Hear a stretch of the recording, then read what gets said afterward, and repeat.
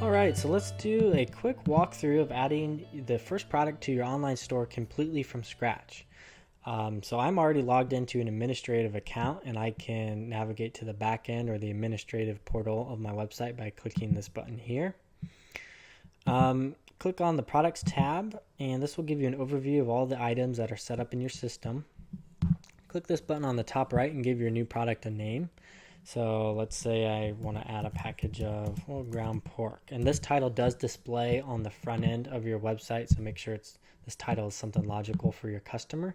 Now you can charge for items one or two ways inside of GraceCart. So you can set up items to be sold by the package, which would just be a static price per unit. Or you could set up items to be sold by the pound or by the weight. So if you have muscle cuts like steaks and roasts and your processor can't portion control those items, real close, you're going to want to charge for those type of products by the weight. And this is a feature that makes GraceCart really unique and tailored to farmers and ranchers. There's a couple other details you want to know about how, weighted items work and how they charge. And how you would go about, updating weights on a given order. So we'll do a separate video on that. So for now, let's just set this back to package and put a price in here and a weight for this item. Click save, and we have a couple display options right away. We can add a photo. We can assign this to a collection, which is basically a category on our store that helps the customer navigate what they're looking for. So this would fall in our pork category. And a tag is basically a subcategory inside of a collection. So it's a way just to break it down even further for your customer. And I'll put a screenshot. I'll load one here that'll show where both of these two fields are displayed. We can add ingredients to the item. We can create an item description, and you have quite a bit of control over the styling on the description here. So you can get pretty crazy with this. You can add links, images. You can customize the HTML if you know how to get that in depth. Or you could also paste a YouTube link to a video, and that would insert the video into the description here. But those are some of the display options. If we head over to price and weight, here we can update the price that we just put in. We could add a sale price to this item, and let's say if we had a sale price for $7 per package. To make the sale live, we would just toggle yes here and click save. And then you would need to remember to come back and change this and disable the sale once the sale's over. You can change again how the price is calculated by the weight or the package. Update the weight. We can add an item cost in case you want to reference the cost of your products inside of GraceCart. And we can also add what we call pricing groups to every single product as well. So if you have like a certain group of customers who get special pricing, maybe it's a membership or loyalty program, you can assign those to products right here. And there'll be a separate video on product groups, or you can read more about those in the documentation. Moving on to inventory.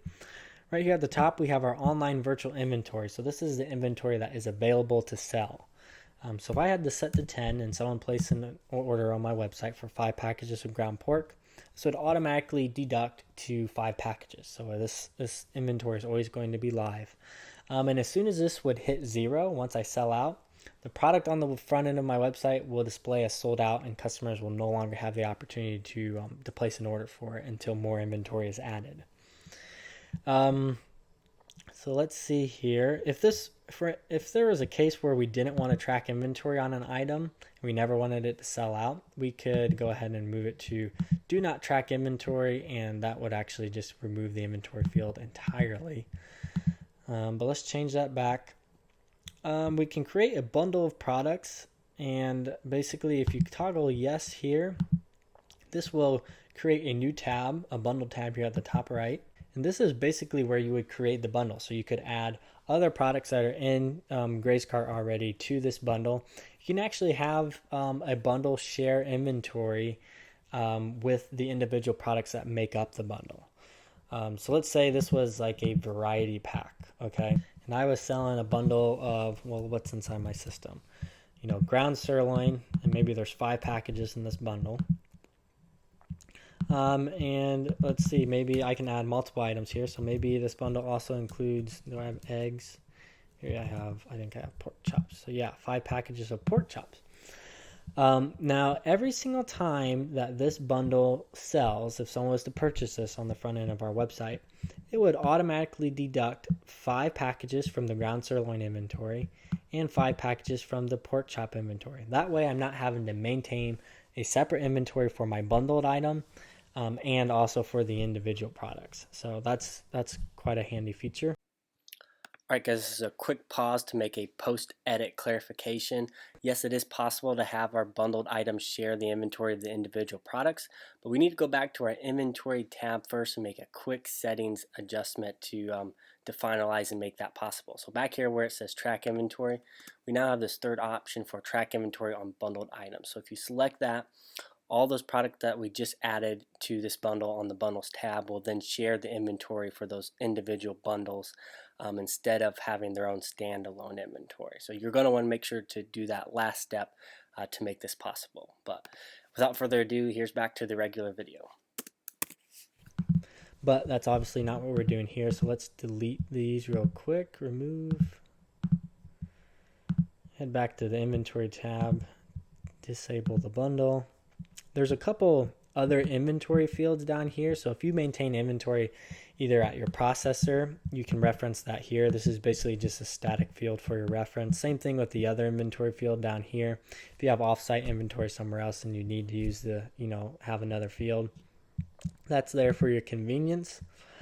This is where we really zoom into the weeds. So there's a lot of different settings here. So we're not going to go over every single one, but right here at the top, you can toggle the visibility. So if you set this to no, this item will not display on the front end of my website. So if you want to remove something so your customers don't see it, but you don't want to actually delete the product because you might want to add it back again later, this is kind of how you can toggle the visibility. So I would just change that to no and hit save. Or even you might want to do this as soon as you create a product. You want to make it invisible while you're adding the details. That way your customer doesn't see any of the changes that you're making. But let's toggle this back. You can obviously set up this item to be taxable, and tax rates can be set up. You can have a default tax rate, I believe, in your main settings, or you can set up tax rates on your pickup locations or delivery zones. If you have a SKU system, you can set that up here with that field. Add in your barcode. What else do we have? Packing groups.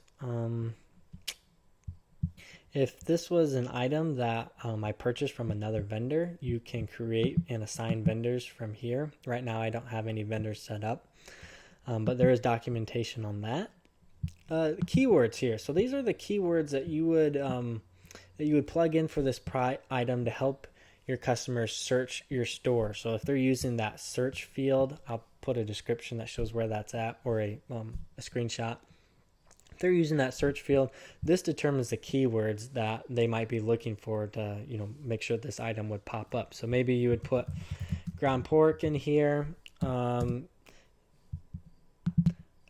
we don't separate these by commas, you just separate it by spaces. But you also might want to include some common misspellings for, this item in case someone fat fingers something while they're searching. You might still want this, ground pork to come up for a search, that was missing a few letters or so.